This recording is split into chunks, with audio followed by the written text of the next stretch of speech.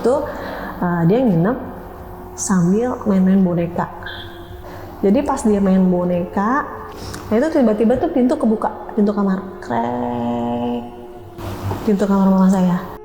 Dengan posisi mama saya yang duduk, yang seperti saya bilang, duduk kaku tegak gitu, dia tuh ngetawain kita, cekikikan.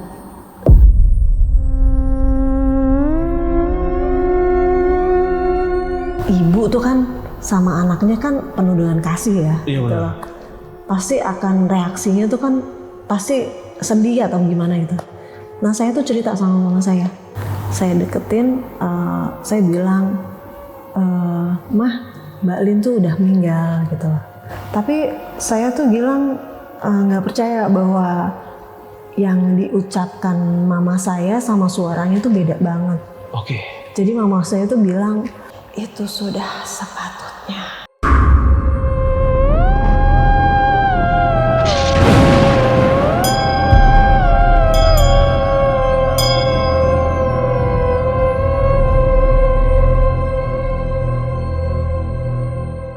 Assalamualaikum warahmatullahi wabarakatuh. Salam sejahtera untuk kita semua. Kembali lagi di Lonceng Misteri. Masih bersama gue Gilang. Dan malam ini bakal ada seseorang nih yang nyeritain pengalaman horornya ketika dia bersama ibunya tinggal di apartemen ya. Salah satu apartemen yang ada di Tangerang Selatan. Jadi di sana dia ngerawat ibunya dan banyak banget ngalamin kejadian-kejadian horor di apartemen sana sampai ibunya pun meninggal di sana ya. Dan sebelumnya kenalan dulu sama orangnya. Di sebelah gua udah ada Mbak Iren. Halo Mbak. Halo Gilang. Wih, thank you Mbak ya udah datang ke sini buat mau nyeritain ini. Warga Tangsel. Warga Tangsel main ke Bekasi. Mau nyeritain horor, ini kejadian tahun berapa Mbak? Tahun 2019 pertengahan sampai 2020 awal. Oh, 2020 ya berarti ya. Menjelang COVID awal-awal lah. Dan apartemennya kita nggak usah sebut ya, gimana karena yang penting ini di Tangerang Selatan kan. Tangerang Selatan banyak apartemennya ya. Ini aku mau nanya ya pertama, kenapa bisa ada kejadian horor di sana nih waktu tinggal sama ibu di apartemen itu? Jadi itu berawal dari kepindahan saya untuk merawat mama saya di apartemen. Nah kebetulan itu kita penghuni pertama. Karena apartemen itu baru berdiri. Itu apartemen kan banyak ya kamar ya? Iya betul. Dan lantainya banyak. Iya betul. Mbak pertama di situ? Iya pertama, penghuni pertama. Wow. Jadi kita tuh cuma berpenghuni tuh ada 3. Tapi nggak pernah ketemu sama penghuni lainnya. Ya beda lantai, beda kamar dong ya kan? Karena kan kita taunya di lantai 3 aja. Oh di lantai 3 ada 3. Tapi masih banyak yang kosong karena parkiran pun juga kosong. Masih ada beberapa apartemen yang belum jadi. Nah, ini memang ada hubungan juga katanya sama ibu atau gimana? Ya, jadi semenjak kepindahan saya, memang sih sebelumnya suka ada gangguan. Nah, tapi setelah merawat mama saya di sana, banyak kejadian-kejadian aneh. Kejadian aneh yang dimaksud itu, jadi kakak-kakak saya, kita kan 6 bersaudara ya, itu perempuan semua. Itu banyak yang mengalami, tapi di sini saya mau menceritakan cerita saya aja yang saya alami. Sebenarnya sih banyak kisah-kisah tersebut gitu yang dialami sama kakak saya. Oke, jadi emang ini ya udah cerita emang versinya Mbak Iren aja ya, kakak-kakaknya yang lain 5-nya, yang lain ini banyak juga sebenarnya ngalamin, tapi nggak tahu ya berarti ya ceritanya gimana. Dan sampai akhirnya gimana itu di sana? Pindah apa sekarang gimana? Sampai akhirnya mama saya sama kakak saya meninggal di sana. Hah? Iya. Seriusan nggak? Ini ditahan dulu ya kayak cerita. Jadi buat sahabat lonceng yang penasaran sama ceritanya Mbak Iren, nonton video ini dari awal sampai habis, jangan ada ini skip-skip. Dan buat kalian yang belum subscribe Lonceng Misteri, buruan langsung subscribe Lonceng Misteri biar Lonceng Misteri ini makin berkembang. Dan Mbak Iren, ini langsung kita mulai ya ceritanya. Oke, boleh.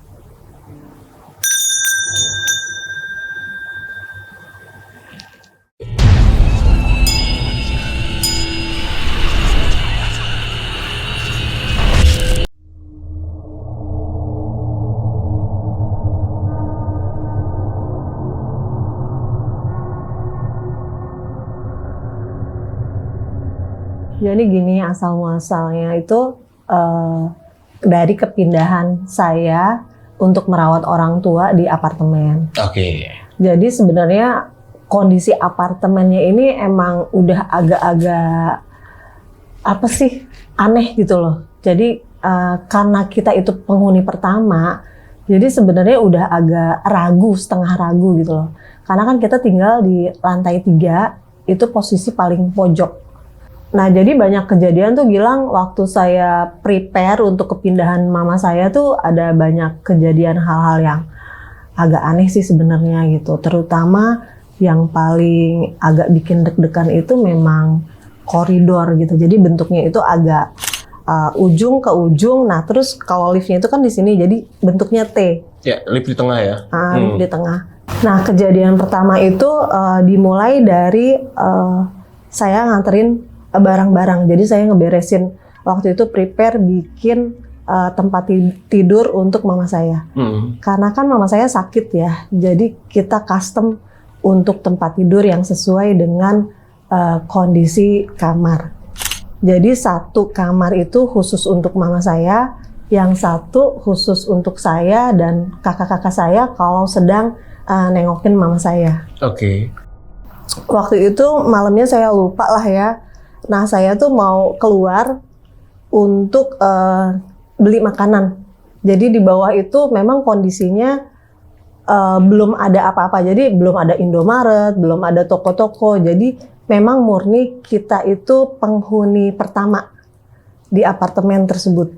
Jadi kita itu penghuni cuma 3. Jadi saya sama yang di ujung. Nah, kalau yang di tengah itu saya nggak pernah ketemu gitu loh. Oke.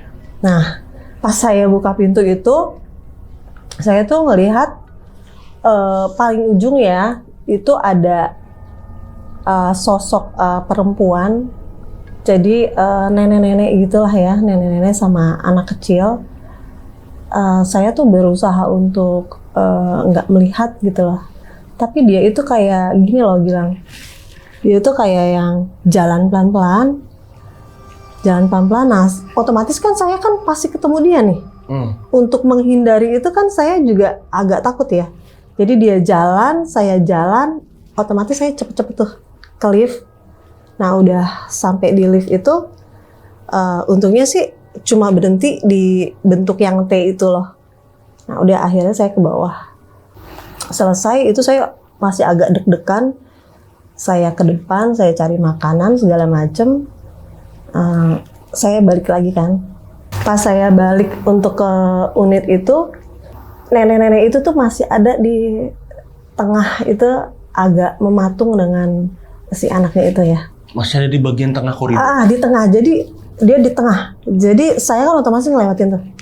Oke. Dia diri aja berarti? Jadi dia diri menatap saya. Anaknya itu juga gandengan tangan gitu. Nah nenek-nenek itu kondean. Bajunya tuh bunga-bunga kembang sama stagen yang zaman dulu, kamu tahu nggak sih yang warna ungu-ungu gitu? Tahu. Terus jaritnya tuh yang lusuh. Jadi dia diri di situ. Ya udah saya nunduk aja, saya jalan. Akhirnya saya masuk ke unit kan. Saya pikir aman gitu kan ya. Pas saya lihat itu di bawah pintu itu, kamu tahu nggak, Gil? Jadi tuh kayak ada mungkin kaki nenek-nenek itu ya, sama anak kecil itu nunggu di situ gitu loh. Pas saya buka makanan tuh saya bener-bener agak panik gitu loh. Dan itu kaki lumayan lama juga ada di situ. Jadi pas saya ngalamin kejadian kayak gitu, Mas Gilang, kan otomatis saya jadi takut ya. Nah saya berusaha ngubungin teman-teman saya nih. Ya. Saya sebutin boleh namanya? Boleh, terserah. Jadi saya tuh yang sering itu Wulan sama Mbak Wiwit. Sebenarnya sih ada 3, ada Farida, tapi yang sering itu Wulan sama Wiwit. Kalau Mbak Wiwit itu sering nginep, kalau Wulan itu dia kalau jam makan siang aja. Jadi pas dia kerja dia nengokin saya gitu lah. Nah jadi nih hari pertama Mbak Wiwit tuh main ke apartemen. Itu sekitar jam pulang kerja mungkin menjelang hampir maghrib ya. Oke, menjelang hampir maghrib dia main. Kamu tahu nggak sih kalau misalnya pintu tuh kan yang tadi saya ceritain ada celah itu? Di bawahnya itu? Di bawah itu selalu tuh kayak angin kenceng gitu loh. Terus handle pintunya tuh kayak yang dipaksa gitu loh. Mas bilang kayak angin kayak apa itu bunyi jek-jek-jek gitu ya. Itu selalu kayak gitu. Terus kadang saya mikir logikanya kan kalau misalnya dari ujung ke ujung itu kan emang jendela ya, tapi kan jaraknya sekian meter agak jauh gitu. Saya sih berusaha untuk positive thinking aja sih. Kena angin positifnya. Kena angin, tapi kalau dilihat-lihat kayak nggak mungkin gitu kan ya. Tapi itu lumayan lama gitu lah. Tapi pernah sempet coba nggak si handle pintunya itu, si gagangnya itu pernah digoyangin pakai tangan? Emang seenteng itu apa? Emang berat sebenarnya? Berat ya? Berat. Dan itu kejadian nggak yang sekali 2 kali Mas bilang. Jadi itu hari pertama, nah Mbak Wiwit itu kadang-kadang saya suruh nginep itu udah apa ya hal biasa lah gitu loh. Mungkin dia ada rasa takut gitu loh ya, cuman ada rasa kasihan juga sama saya gitu loh. Jadi tetap aja sih dia main ke apartemen gitu loh. Walaupun takut ya. Iya walaupun takut. Jadi udahlah saya juga menenangkan dia gitu loh supaya buat nemenin saya gitu kan. Udahlah itu apalah angin atau apa. Karena kan posisi kamar itu kan memang kalau kita buka jendela itu ada pohon yang sangat besar gitu loh. Dari sudut situ. Luar apartemen itu pemandangannya. Terus kalau yang di depannya itu tuh juga ada kayak aliran sungai besar. Nah kalau yang di balkonnya itu ada gedung yang emang belum jadi. Karena kan memang kita itu kan apartemennya itu kan ada beberapa tower gitu loh. Lalu sampai saat dimana kepindahan mama saya. Nah itu banyak kejadian yang agak-agak aneh juga sih Mas bilang gitu loh. Jadi dimulai dari mama saya yang suka apa ya kalau dibilang tuh, kalau saya sih mikirnya mungkin karena orang sudah tua gitu lah ya. Jadi mungkin kembali lagi ke anak-anak kecil gitu loh ya. Jadi suka kayak teriak-teriak atau meracau gitu loh. Butuh perhatian. Butuh perhatian atau apa saya juga nggak ngerti lah ya. Jadi ya udahlah saya pikir nggak kenapa-napa lah ya.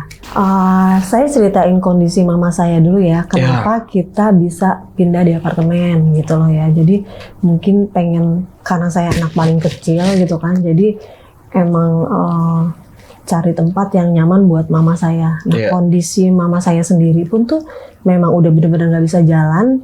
Dia tuh emang murni harus tidur karena satu penyakit gitu loh. Jadi ada penyakit, seandainya bisa sekalipun cuman duduk aja gitu loh.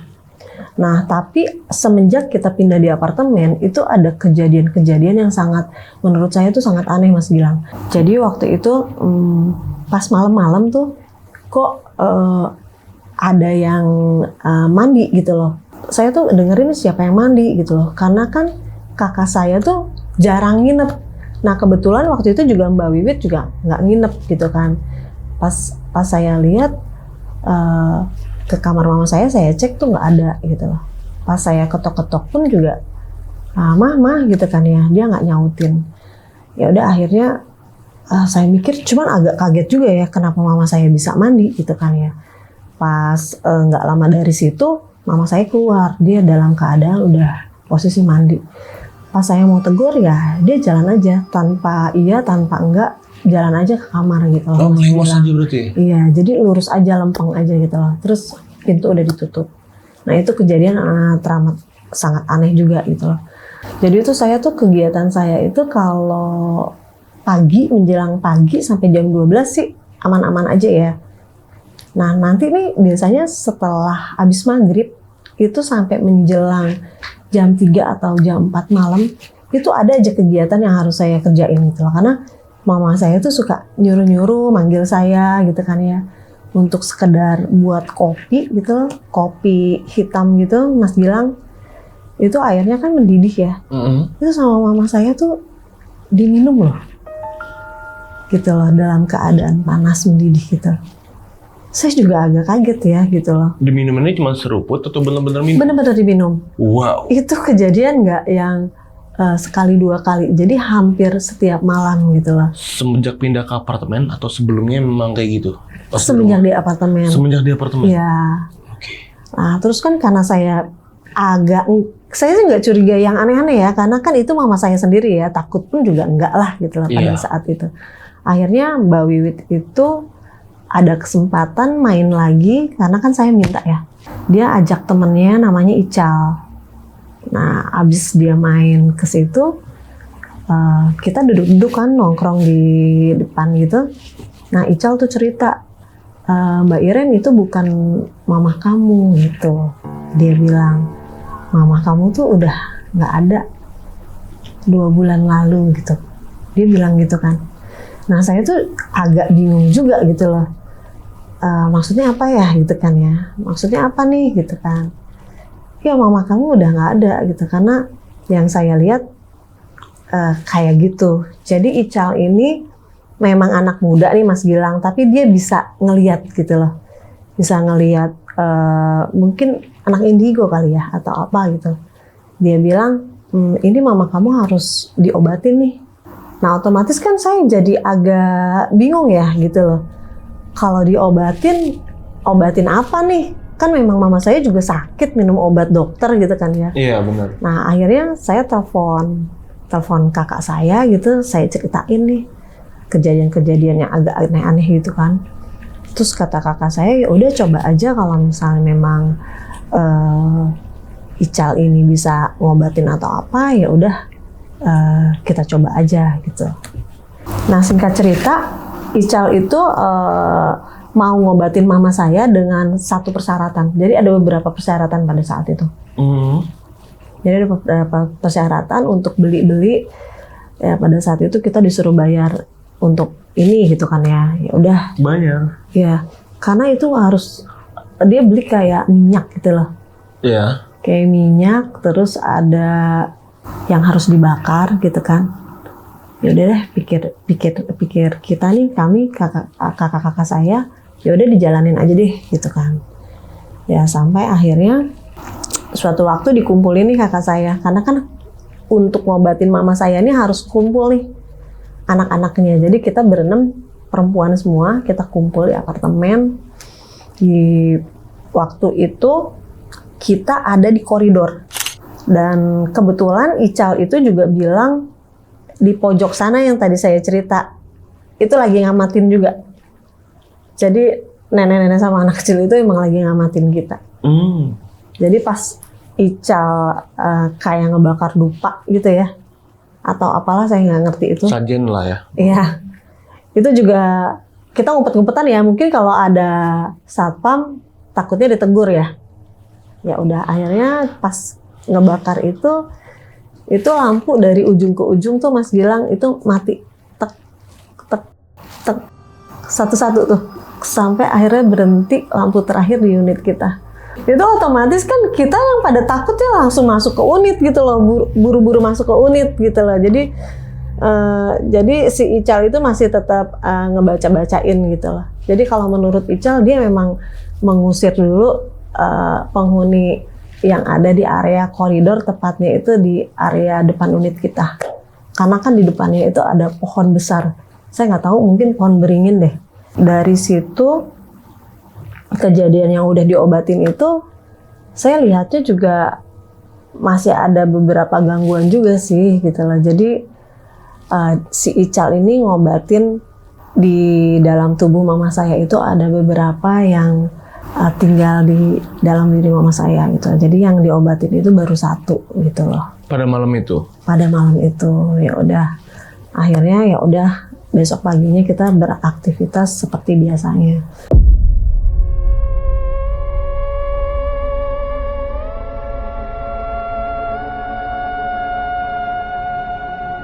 Itu Mas Gilang, kan kita tempat tidur tuh kan custom ya. Customnya tuh bukan yang kayak apa sih tuh yang bahannya kayak dari kayu atau apa tuh enggak. Karena kita buatnya itu dari besi. Besinya itu kan ada bautnya. Iya. Nah logikanya tuh kan mama saya kan usianya pada saat itu 70-an ya. Dan ngegeletak aja gitu loh, nggak ada tenaga gitu kan ya. Cuman memang suka teriak-teriak, suka, mohon maaf ya, suka yang marah-marah sendiri. Itu bahkan kadang kalau saya abis ngeberesin kamar, itu baut-bautnya tuh suka longgar gitu loh. Jadi udah agak peot gitu loh. Jadi harus saya kencengin lagi gitu loh, pakai kayak apa kunci gitu, apa sih ya Itu obeng. itulah ya, entah obeng Iya. apa sih itu namanya ya, Iya, udahlah. pakai obeng. Itu saya harus kencengin lagi gitu loh, sampai sebegitunya mama saya. Bautnya kendor. Entah, saya juga kadang suka mikir diapain ya gitu loh. Terus kalau pagi-pagi tuh pagi-pagi tuh selalu kayak Pampers, kayak mohon maaf ya, itu BAB gitu kan, atau kalau lagi pipis gitu kan pasti saya beresin, saya bersihin. Iya. Jadi kalau misalnya BAB tuh kayak orang nyiprat gitu, ketinggiannya tuh hampir 1 meter lewat deh. Itu logikanya mama saya ngapain gitu kan ya? Nyiprat di tembok. Di tembok, dan itu selalu saya sikat tuh kalau pagi-pagi tuh saya sikat, saya bersihin gitu kan. Tinggiannya lebih dari 1 meter. Iya, 1 meter ya, segini lah ya. Tapi itu kalau mama saya taruh, mama saya mungkin udah apa sih, pikun atau lupa atau apa kan. Kalau pakai tangan tuh kan kelihatan ya. Ini kayak nyiprat gitu loh, Mas Gilang. Saya sampai sekarang pun juga nggak ngerti di luar nalar saya sih sebenarnya. Itu nggak tahu. Aneh ya. Sorry, ini sahabat onceng bukannya jorok ya, karena emang ini orang tua ya, wajar namanya dan udah saya sakit juga kan. maksudnya cerita di sini tuh karena saya mengalami Iya, gitu benar-benar. lah. Jadi saya coba ceritain itu tuh. Berarti sahabat onceng yang ngerawat ibunya juga, ya mamanya di rumah yang lagi sakit juga ngerasain nih sama nih ya kan, kayak gini emang ngerawat orang tua. Iya, karena kan saya juga mikirnya nggak yang aneh-aneh pada saat itu Mas Gilang, karena kan saya pikir durhaka banget kalau saya nggak ngerawat. Tapi emang kondisi mama saya pada saat itu memang ada kejadian yang Nggak agak masuk akal ya. akhirnya saya coba telepon si Ical ya, karena kan dia yang tahu. Saya cerita sama Ical, dipersingkat, Ical itu bilang coba nanti kamu lain waktu bawa mama kamu ke tanah kelahirannya. Jadi nanti ada jawaban di situ. Oh. Nah nanti kita aturlah itu. Jadi kan harus ketika kita mau ke tanah kelahiran mama saya kan harus ngatur jadwal ya, karena kan kakak saya juga ada yang kerja, ada yang repot dengan dengan pekerjaan yang lain lah apapun Iya, itu. Jadi itu kita skip dulu deh ya ceritanya ya. Nah di samping itu Mas Gilang, dengan kondisi yang sangat aneh itu, mama saya tuh kan kadang dia memang suka duduk dengan jadi kalau duduk tuh kan dia begini. Jadi ini kan kamar mama saya langsung pintu. Nah ke depan itu pintu unit. Jadi ketika kita buka pintu itu pasti akan ketemu kondisi mama saya tuh itu yang duduk dengan menatap gitu. Itu ya. Selalu begitu. Pas masuk unit langsung kamar nyokap, kamar mama. Langsung kamar mama. Jadi kalau buka pintu otomatis kita ketemu sama mama dengan kondisi dia duduk tegak gitu loh. Jadi kalau ada beberapa teman yang datang gitu ya, dia bisa ngelihat ketemu dengan keadaan kayak gitu, pasti selalu menatap sih gitu loh. Sewaktu-waktu itu anak saya pulang sekolah. Jadi waktu itu kan kejadiannya emang anak masih kecil-kecil nih. Itu mau Sabtu Minggu kan libur ya anak sekolah ya. Nah udah mami aku mau nginep di apartemen ya udah. Akhirnya anak yang pertama itu dia nginep sambil main-main boneka. Sambil main boneka di situ. Nah pintu tuh main boneka karena mama saya itu kan pintunya emang selalu tertutup. Terbukanya itu suka-suka mama saya aja sih gitu loh. Jadi pas dia main boneka, di sini sofa, di samping kamar mama saya itu balkon. Nah itu tiba-tiba tuh pintu kebuka, pintu kamar, krek, pintu kamar mama saya. Oke. Krek. Saya posisi lagi di minibar. Kan apa ya, dapur ada minibar. Yeah. Saya sambil masak lah, kegiatan apapun itu. Tiba-tiba pintu kebuka, krek, dengan posisi mama saya yang duduk, yang seperti saya bilang, duduk kaku tegak gitu. Dia tuh ngetawain kita, cekikikan. Itu cukup panjang dan itu bikin saya sama anak saya tuh shock gitu loh. Langsung saya tarik, saya udah nggak mikir lagi lah ya. Waktu itu langsung pakai sendal, nggak ini langsung turun ke bawah gitu ya. Saya tutup pintu. Kita tuh pulang ke rumah karena kan emang posisi rumah sama apartemen itu memang jauh, karena kan memang saya otomatis kan apartemen rumah. Saya pulang dulu ke rumah, nenangin diri, terus suami nanya ya, saya ceritain lah ya kondisinya.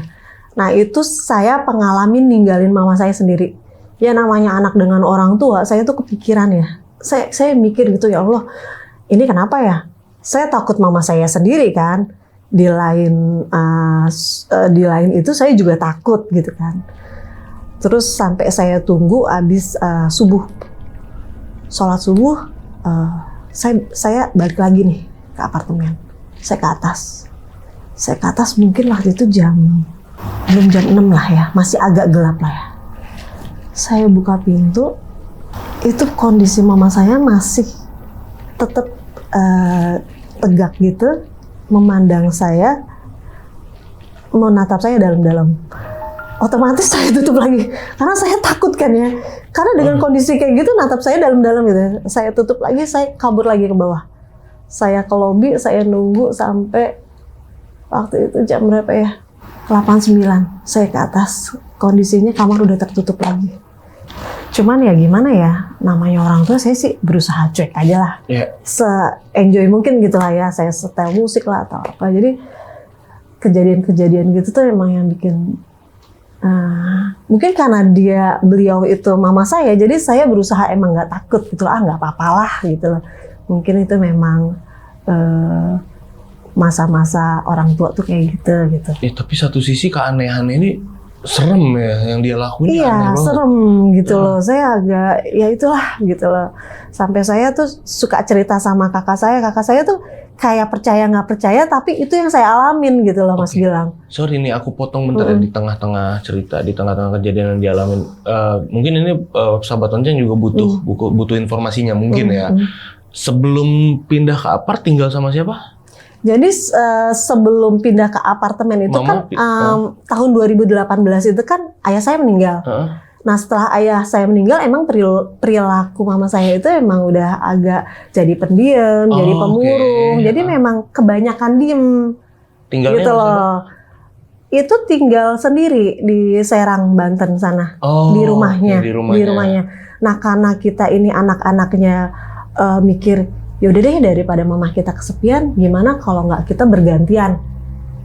Jadi kadang-kadang di rumah kakak saya yang nomor 1, terus ke nomor 2, kan kita 6 bersaudara itu perempuan semua. Nah terakhir kebagian saya, karena saya ada anak kecil, jadi saya putuskan sama kakak-kakak yang lain. Waktu itu anak saya yang paling kecil itu umur 1 tahun, jadi harus terpisah lah. Tapi saya bolak-balik, jadi rumah apartemen. Oh, ternyata dipindah-pindah ya. Tapi kejadian-kejadian keanehan yang dialamin Kak Iren di apart, berarti kakak-kakaknya Kak Iren nggak ngalamin nih? Maksudnya nyokap nggak ngelakuin itu di luar apart sebelumnya? Nggak ngalamin, karena kan memang kenapa kita pindah ke apartemen, karena untuk menghibur ya sebenarnya ya, karena kan langsung pendiam gitu loh. Jadi kayak kurang semangat, jadi banyak diem aja sih. Oke. Kalau rutinitas sehari-hari seperti yang tadi udah saya jelasin itu, kadang tuh saya kalau lagi ngebersihin mama gitu kan ya, kayak habis mandiin, nyuapin, itu emang mama saya sih diam, kita nggak ada komunikasi 2 arah gitu loh. Kebanyakan tuh dia emang natap saya dalam-dalam gitu. Kalau misalnya ditanya tuh cuman gitu loh. Gitu loh. Itu pun juga kalau misalnya saya suapin atau apa gitu ya, kayak duduk terpaku aja dengan tatapan selalu ke depan atau mengamati kita gitu loh.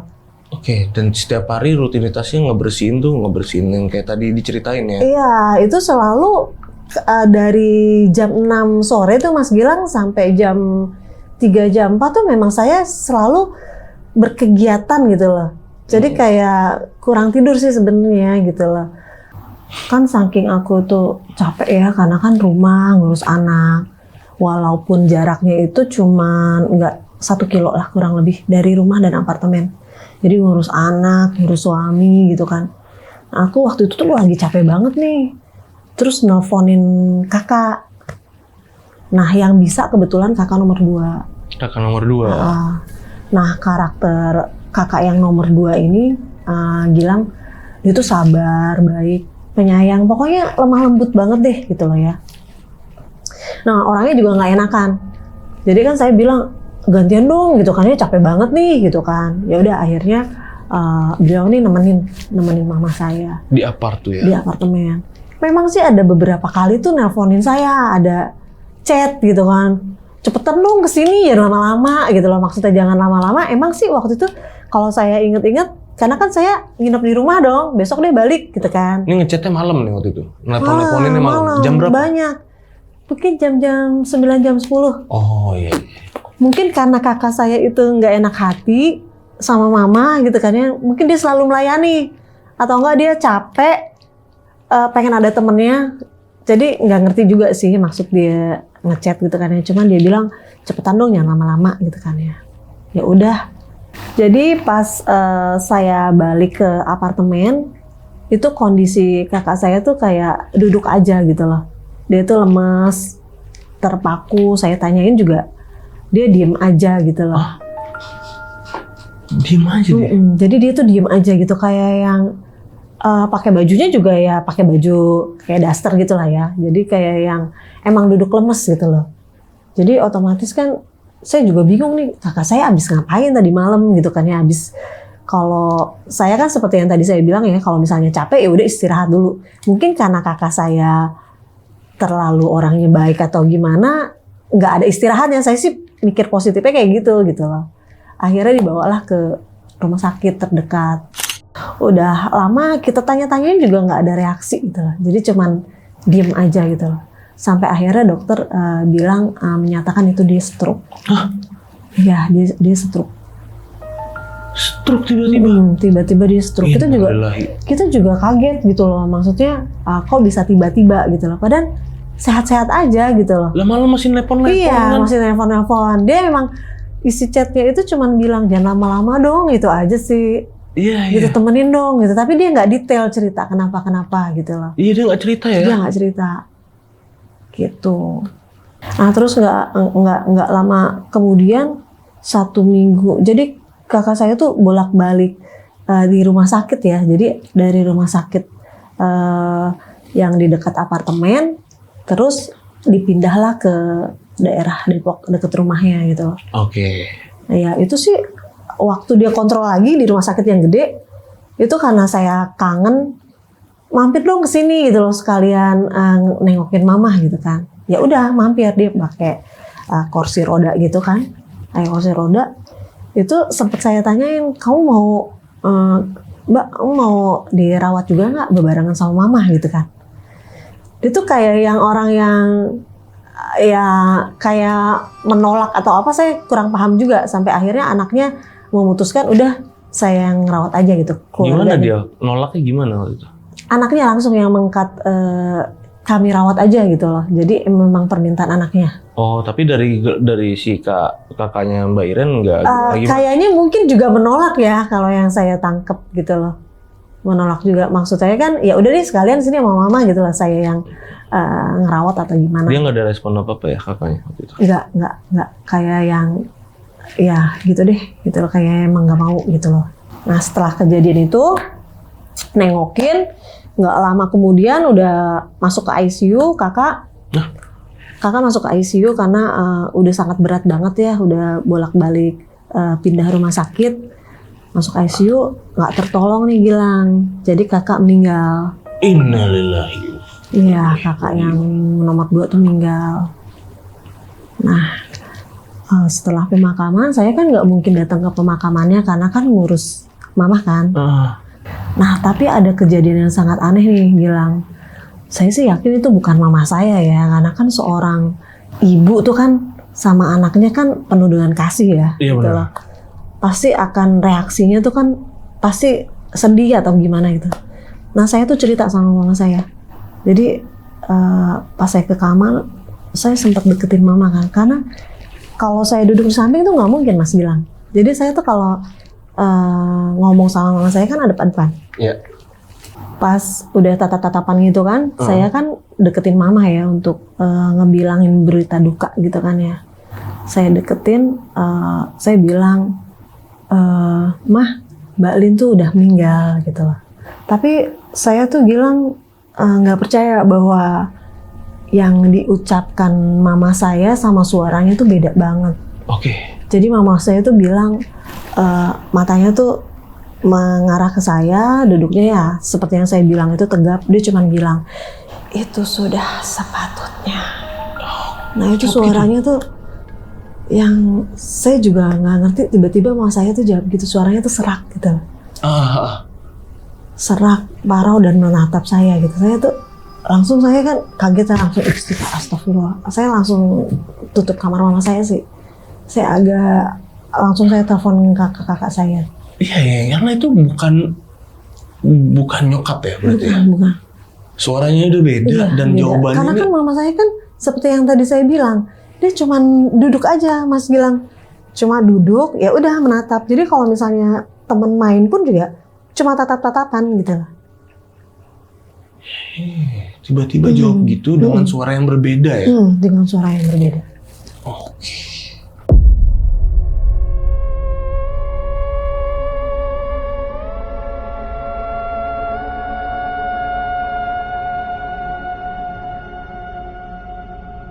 Nah, terus udah gitu kan, kita kan setelah Ical ngobatin nih, ceritanya kan dia ngobatin gitu kan ya. Ada beberapa hal yang kok kayaknya nggak ada perkembangan gitu loh ya. Kayaknya emang itu lagi gitu kan ya. Akhirnya kita ngubungin Ical nih dengan bantuan Mbak Wiwit. Karena kan Mbak Wiwit itu memang sering nginep ya di rumah gitu kan. Suka ngobrol gitu kan. Akhirnya Ical bilang begini sih, ajak mama kamu ke tanah kelahirannya. Nanti 2 minggu kemudian itu ada jawaban. Tapi nanti kamu ambil barang di pemakaman keluarga. Karena memang mama saya itu kan anak tunggal, dan memang ayah ibunya itu ada pemakaman keluarga dong ya. Kalau orang zaman dulu kan gitu ya. Iya. Nah udah, akhirnya kita ke Jawa Timur. Tanah kelahirannya mama saya. Nggak usah disebutin ya. Iya, Jawa Timur aja. Di Jawa Timur. Ya udah, hari H-nya itu kita berangkat. Jadi ada kakak saya yang memang udah nunggu di Surabaya deh. Karena kan dia kerja. Jadi dia ngambil cepetnya. Nah, kalau saya bawa mobil nih rame-rame sama kakak yang lainnya. Ya udah, kita ke Jawa Timur, perjalanan alhamdulillah lancar. Akhirnya kita ke pemakaman.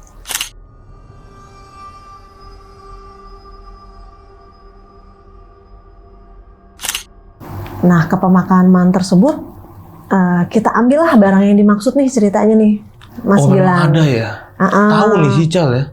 Iya, Ical tuh. Ada barangnya tuh tahu ya? Iya, agak-agak ini juga sih gitu, karena dia tahu silsilah kita bahkan gitu loh. Emang ada ini. Nah, Mbak itu Irene benar. cerita apa emang Enggak, dia tahu sendiri? dia tahu sendiri. Oh, dia tahu sendiri.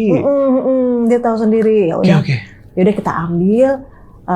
Nggak ada suatu kejadian yang bagaimana. Nah kita pulang nih, karena kan kalau pulang kan kita transit dulu nih di hotel, di mana gitu kan ya. Nah akhirnya kakak saya yang nomor 5 nih bilang gini, ini nggak salah nih kita bawa barang gitu kan. Iya, dari pemakaman ya. Dari pemakaman. Kita kan mau cari solusi gitu loh, bukan mau tambah cari masalah gitu kan ya. Gimana nih gitu kan ya. Akhirnya kita sepakat, udah deh kita buang aja deh di barang gitu loh.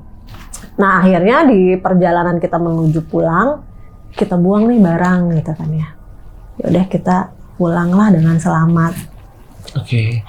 Dan itu kenapa dibuang memang karena gimana? Ke nyokap efek ya? Karena kan kita mikir gini ya, kita kan kesana kan mau cari solusi ya. Ya oke lah. Nggak apa-apa kita bawa mama pulang ke tanah kelahirannya, kan bisa silaturahim dengan keluarganya. Oh, yang bisa, banyak keluarga di sana ya? Iya, masih ada lah ya. Nah terus udah gitu kan ya, istilahnya positifnya ya udahlah gitu loh, kita silaturahim sama saudara-saudara yang lain gitu kan ya. Udah pas kita pulang ke sini, Ical tuh nanya mana barangnya gitu kan.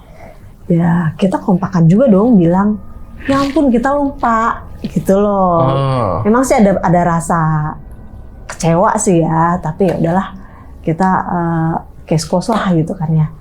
Dia nanyain barangnya? Iya, dia nanyain barangnya itu gitu. Cuman ya udah kita sepakat aja gitu loh untuk bilang lupa gitu. Ya udah akhirnya 2 minggu ke depan nggak ada peristiwa yang aneh-aneh sih ya. Ya agak kalem sih. Mama tuh agak kalem. Tapi ya tetap ada sih yang aneh-aneh. Tapi nggak sebar-bar kemarin gitu loh. Nggak sebar-bar sebelumnya. Nggak sebar-bar sebelumnya gitu. Agak kalem lah ya. Kamar ditutup, udah mulai tidur, apa segala macem. Nah, suatu saat itu hari Kamis, saya tuh telepon Mbak Wiwit. Mbak, kamu nginep deh di sini gitu kan ya. Ya kayaknya nggak bisa nih, karena kan besok kerja gitu kan ya. Ya kan saya kan nggak bisa memaksa ya, haknya dia gitu kan ya. Udah, akhirnya saya telepon kakak saya yang nomor 3.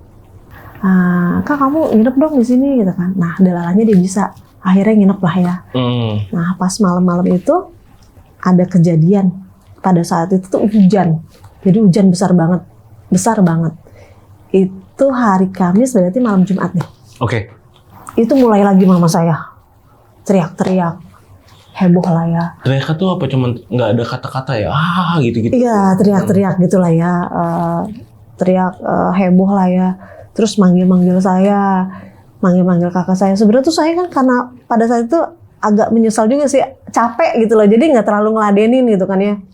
Ya udah tidur, tapi juga tidurnya tidur ayam gitu kan. Ngejebret-jebretin pintu lah segala macam seperti biasa gitu kan. Karena itu udah rutinitas, saya juga biasa aja gitu kan sambil tidur. Nah, menjelang pagi tuh saya agak heran tuh bilang, kok rapi gitu kan. Biasanya tuh kan Pampers lah, minuman lah berserakan. Karena kan emang mama saya gitu kan, suka ngamuk-ngamuk gitu kan. Ini kok rapi gitu kan. Akhirnya saya ke kamar. Kamar tuh, mama saya tuh tidur gitu kan. Terus saya periksa. Ternyata mama saya tuh udah meninggal, Gilang. Hah? Sudah meninggal. Innalillahi. Jadi saya ke kamar kakak saya. Terus saya samperin, kayak mama udah nggak ada nih gitu kan. Innalillahi gitu kan. Kita tuh di situ tuh saya tuh agak nyesel gitu loh. Nyeselnya kenapa malam itu saya tuh nggak nyamperin gitu loh ya, nggak nyamperin. Itu ada penyesalan banget gitu loh ya. Nah terus nggak lama kita panggil orang rumah sakit segala macam, dicek mama saya memang sudah meninggal gitu, sudah nggak ada. Setelah pihak rumah sakit datang kan dicek-cek gitu orang tua saya gitu ya Mas bilangnya. Akhirnya ya udah ambulans segala macam, karena mama saya itu kan akan dimakamkan di samping makamnya ayah saya gitu kan. Di makam keluarga tuh? Iya, tapi di Serang sih. Oke. Ngikut ayah ya? Iya, jadi ya udah pemakaman segala macam. Udah rapi lah ya segala macam. Kita selesai pemakaman, saya hubungin Ical. Terus saya bilang, aduh Ical, saya tuh nyesal banget deh waktu kejadian tuh pas malam, berarti malam Jumat ya. Malam Jumat tanggal 13 waktu itu. 13 Februari. Oke. Waktu kejadian itu, mama tuh manggil saya sama kakak kan. Cuma kita nggak nyamperin. Nah terus Ical tuh cuman bilang begini, wah syukur alhamdulillah katanya kamu nggak nyamperin mama kamu. Emang kenapa? Saya bilang gitu. Karena sebenarnya bisa membahayakan kamu gitu. Oh Ical bilang gitu? Iya, saya nggak tahu tuh. Terus karena saya masih dalam keadaan berduka, ya udah saya cuekin aja lah omongan dia gitu. Pikiran lagi kemana-mana ya. Nah lalu Ical bilang, ini kan karena di apartemen, jadi kamu sama kakak-kakak kamu tuh harus kayak apa sih, tahlilan sendiri gitu loh, yasinan sendiri nih kakak beradik di apartemen. Akhirnya kita janjian nih untuk yasinan, karena kan yasinan itu nggak boleh di ruang tamu ya, jadi harus di kamarnya mama. Nah karena kita posisinya itu kan kecil ya, jadi tempat tidur. Nah kita tuh kalau yang di bawah tuh agak takut, nggak mau karena kan ada kolong. Ada kolong tempat tidur gitu kan, jadinya kita naik semua ke atas. Kita baca ya, godaan-godaan, gangguan itu sih sebenarnya ada aja gitu loh. Jadi pas kita baca tuh kan bebarengan ya, bebarengan. Itu ada goncangan kayak tempat tidur tuh kayak yang di, tahu nggak sih kalau misalnya kita naik becak gitu kan ya, ada polisi tidur itu kayak gujrak gitu loh. Nah itu tuh kayak gitu. Kasur lu itu? Iya itu hari pertama. Nah hari berikutnya karena kan kita 7 hari ya. Iya. Ada juga kita setiap ada muter gitu ya baca, itu godaannya kita ngantuk semua gitu loh. Jadi langsung kaget kan, langsung istighfar astagfirullah gitu kan. Ya udah kita baca tuh, kita baca sampai ke 7 hari. Ya udah alhamdulillah lah ya, udah selesai. Terus saya bilang nih sama kakak karena kan capek banget ya dari yang pemakaman, terus kita lanjut lagi ke 7 hari. Baru kan udah gitu kan rencana harus ke Serang ya, ada lagi kan ya 40 hari lah apalah gitu kan ya. Nah akhirnya saya bilang sama kakak saya, kita nginep di sini aja yuk gitu kan, di apartemen. Nah semuanya sih ada yang mau ada yang enggak gitu kan ya. Saya ngikutin kakak-kakak saya aja ya. Akhirnya kakak saya bilang udahlah nggak usah, mungkin takut atau apa ya. Akhirnya kita pulang. Nah pas di dalam mobil kakak saya tuh cuman bilang ya udah yang penting kita sampai dulu. Ya udah akhirnya kita sepakat tidur di kakak pertama. Nah terus kakak saya yang keempat cerita nih, oh ya sebelumnya saya nanya, emang kenapa sih tadi gitu kan ya, kenapa kita nggak nginep aja di apartemen, karena kan kita tuh udah capek gitu kan ya, maksudnya harus kesini gitu kan ya. Terus dia cuman bilang gini, tahu nggak sih tadi di dalam mobil tuh ada mama. Jadi mama tuh yang ngikutin gitu loh. Di dalam itu dari yang di apartemen sampai kita ke bawah itu kan kakak kan emang rada panik. Nah itu katanya ada di tengah-tengah gitu. Oke. Kakak nomor berapa yang lihat? Nomor 4. Nomor 4. Nah saya mikirnya kan gini, aduh ini kok gangguan nggak selesai gitu kan ya. Nah setelah itu Gilang, saya juga sempat cerita ke Ical ya, cuman saya pikir juga nggak ada solusi juga cerita sama dia kan ya. Ya kalau untuk yasinan kan ya udahlah nggak apa-apa gitu kan ya. Setelah kejadian kakak saya cerita, saya balik ke apartemen karena kan banyak barang-barang saya yang harus saya bawa pulang dong gitu kan ya, kayak bantal atau apa. Nah bantal ini sebenarnya bantal kesayangan mama saya. Nah saya tuh bawa pulang. Saya taruh di kamar. Buat? Ya karena mungkin karena saya yang paling lama ngurus, jadi ya kangen lah atau apa gitu. Jadi saya bawa pulang lah gitu kan ya. Saya beberes lagi gitu kan ya. Nah suatu saat tuh saya pengen capek gitu lah ya. Saya di kamar gitu kan ya. Saya tidur. Dan kamu tahu nggak sih ternyata ada mama saya di samping saya. Di tengah-tengah itu. Saya tuh adep-adepan, tatap-tatapan sama mama saya. Ya saya tuh langsung saya merem gitu kan ya. Ada lagi gitu lah. Itu lumayan lama mama saya ada di kamar. Jadi merem pas melek ada lagi? Ada. Ya antara takut tapi itu mama saya gitu kan ya. Itu lumayan lama. Jadi saya emang tatap-tatapan sama mama saya, ngeliatin saya. Oke, dia diem aja berarti? Diem aja. Kak Iren cerita nggak sama kakak-kakak yang lain? Saya langsung cerita sih, yang saya ceritain tuh paling teman deket aja. Kayak Wulan itu saya cerita. Terus? Udah kejadian apa lagi setelah mama meninggal? Setelah kejadian itu di rumah mama saya, ini yang ketemu kakak saya nomor 4 lagi nih. Itu katanya di dapur tuh kan ada kayak lemari gitu ya. Itu ada mama saya di situ. Terus di ruang tamu itu kayak di eternit gitu loh. Itu ada mama saya. Saya juga nggak ngerti itu sebenarnya apa gitu loh. Ada apa gangguan itu? Kirain udah berhenti sampai di apartemen gitu. Jadi ternyata sampai sekarang itu ada sosok yang menyerupai sampai sekarang itu menyerupai mama saya gitu. Di rumah saya, di rumah kakak saya, bahkan di rumah mama saya di Serang. Oh, memang banyak yang sering lihat ya almarhum ini ya. Kita aja sih maksudnya keluarga inti yang sering lihat almarhum ya. Sampai sekarang masih? Sampai sekarang. Oke, berarti ini masih jadi kayak misteri gitu ya? Ada apa sama mama nih? Masih jadi misteri. Oh, oke. Ada keterangan nggak dari Ical? Maksudnya kenapa gitu sebenarnya? Nah, Ical pun juga udah meninggal. Hah? Udah meninggal baru-baru ini. Jadi kita tuh memang benar-benar ngambang lah, ngegantung gitu loh. Penyebabnya kenapa ya, Cal? Nggak tahu. Maksudnya jarak antara nyokap dan Ical meninggal ini jadi berapa bulan? Ya lama juga. Lama juga ya? Iya. Udah lama juga. Nyokap meninggal tahun 2020. 2020 kemarin. Oh, Ical meninggal baru-baru ini ya? Iya, Cukup lama ya? 2024 cukup lama. Dan gak ada yang tahu kenapa Ical meninggal ya? Nggak ada yang tahu. Oh my God. Gitu. Oke. Dan apartemennya setelah meninggalnya nyokap gimana? Meninggalnya mama nih? Setelah itu kita cuman kalau kakak-kakak nggak ada yang berani ya. Tapi paling tuh buat ngumpul teman-teman aja.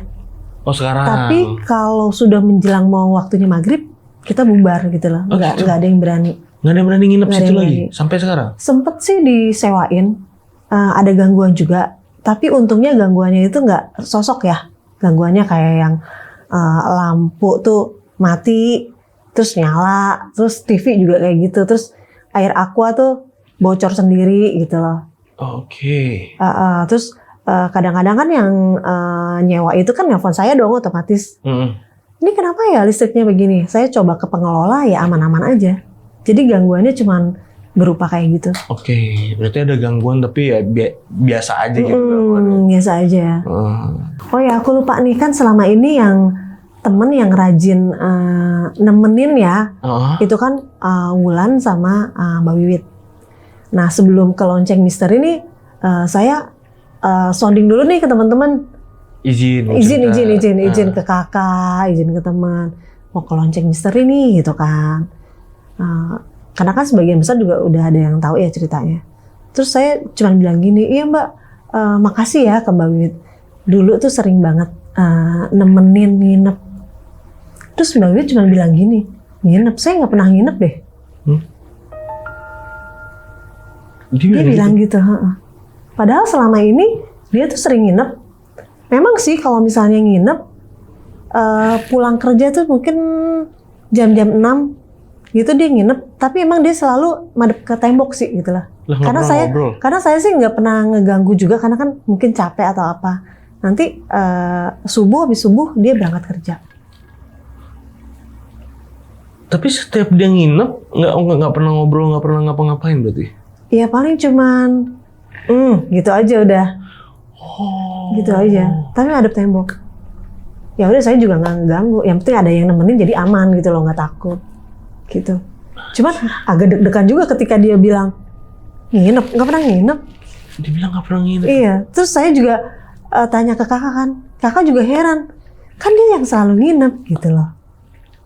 Dia bilangnya nggak pernah nginep. Berapa kali waktu itu dia nginep? Sering nginep. Dan dia bilang nggak pernah sekali pun nginep. Kalau tahu kayak gini saya takut beneran sih emang. Lah iyalah. Jadi yang selama ini sama Mbak Iren siapa? Ya nggak tahu deh. Aneh banget sumpah.